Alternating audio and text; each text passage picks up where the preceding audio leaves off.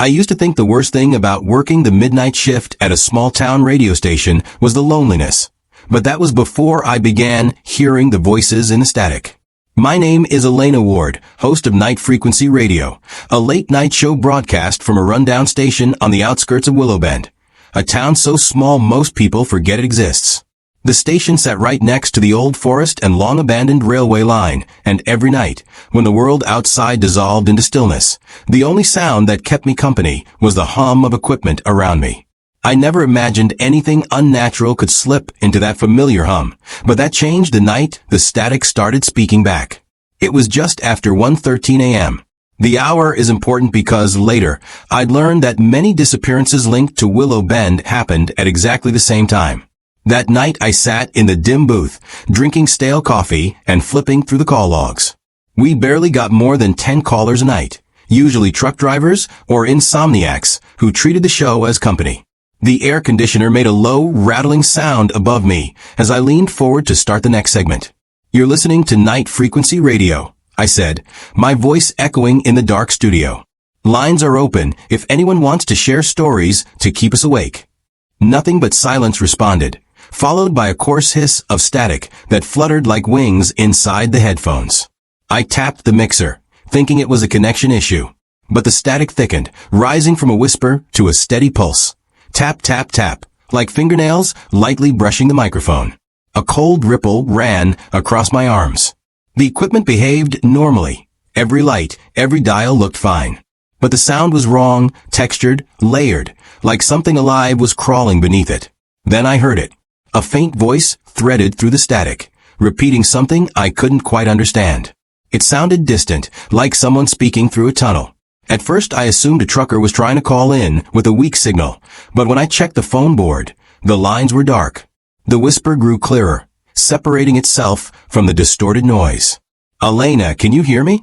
The room froze around me. I pulled the headphones away. The sound faded. I put them back on. The whisper returned. "Elena, please." I scrambled to mute the channel, but the voice didn't stop, because it wasn't coming from any source I controlled. It was coming from the static itself.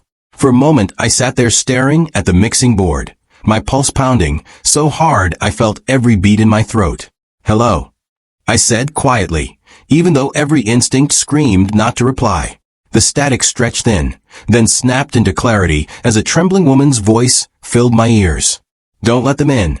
Every hair on my body stood on end. "Who is this?" I choked out. "They're in the signal," she whispered. "They're listening. They want you to hear them." The line dissolved into a chorus of warped voices overlapping, like multiple recordings, playing at once. I heard crying, laughter, distorted pleas, and underneath it all, something deeper. A sound that didn't resemble any human frequency. A droning, hungry vibration. I ripped the headphones off and pushed back from the desk, so hard the chair hit the wall. I considered leaving the studio, but quitting mid-shift would mean getting fired, and I needed this job. Besides, I wasn't even sure what I heard was real. Maybe sleep deprivation was messing with me. The static had stopped now. Everything was quiet. For the rest of the night, I forced myself to continue the show, avoiding my headphones, using only the monitor speakers. Nothing else strange happened, though I couldn't shake the feeling of being watched. When my shift ended at 4 a.m., I left the building faster than I ever had, the sense of unease chasing me all the way home. The following night, the static returned. Again, at 1:13 a.m., the exact moment the clock flicked to that time, the airwave distortion slithered in. Only this time it didn't whisper my name. It wept. Soft, broken sobs echoed through the line. "He said he'd be home soon," a woman murmured. "But he never came back. The forest took him." The static keeps his voice. I checked every source. Nothing was connected. "Elena," a man's voice said next, rough and trembling. "I'm stuck. I'm lost. Please help me." I didn't mean to answer the call. His voice cracked into screams, layered under the hiss, swallowed by it until nothing remained. Another voice replaced him. A teenage boy. They watch from the wires. They crawl through the circuits. They follow signals like wolves following scent. Then a child. Soft. Terrified. "Don't talk back. If you talk back, they find you." I slammed the channel into full mute. But the voices didn't stop. Even with the equipment shut off, the static persisted, whispering directly into the booth, vibrating in the air like a living presence. That was the first night I saw the figure. I noticed it in the reflection of the glass window separating the booth from the hallway. A silhouette standing motionless in the corridor. Tall, thin, featureless, just a shape, but its head was tilted, as if listening. The overhead lights flickered, and the silhouette dissolved into nothing. I didn't finish my shift that night. I left the building shaking, breath turning into fog in the cold air, though it wasn't cold outside. The next day, I searched the station archives. According to old logs, multiple night hosts over the years had quit suddenly. Some left mid-shift, abandoning the station entirely. Some disappeared without a trace. People in town whispered rumors that something lived in the surrounding forest, that once the train line shut down, the land went bad, and that the radio signals carried whatever haunted it. I found one disturbing note left by a former host, scribbled shakily in the back of a dusty binder. If the static calls your name, do not answer. It knows your voice. It remembers. I wanted to quit too, but curiosity, or maybe fear, kept me returning. I needed answers. 2 nights later, everything went from terrifying to unbearable. The voices no longer waited for 1:13 a.m. They called sooner, louder, clearer. Elena, 100 voices said in unison. I refused to respond. I kept talking on air, pretending everything was fine. But the lights flickered.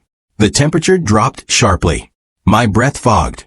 Something moved behind the equipment rack, a shifting, crackling shape like a body made of fragmented signals. Then the static cut the broadcast completely. The on-air sign blinked out. The hum of the generators died. The entire building submerged into absolute silence. Except for the voice behind me. You heard us, it whispered. Now we hear you. I turned slowly, heart slamming inside my chest.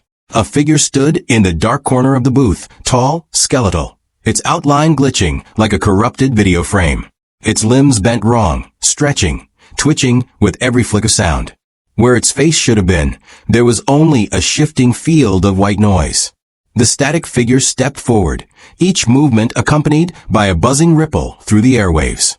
The closer it got, the louder the distortion grew. We were signals once, it crackled. Echoes of the lost.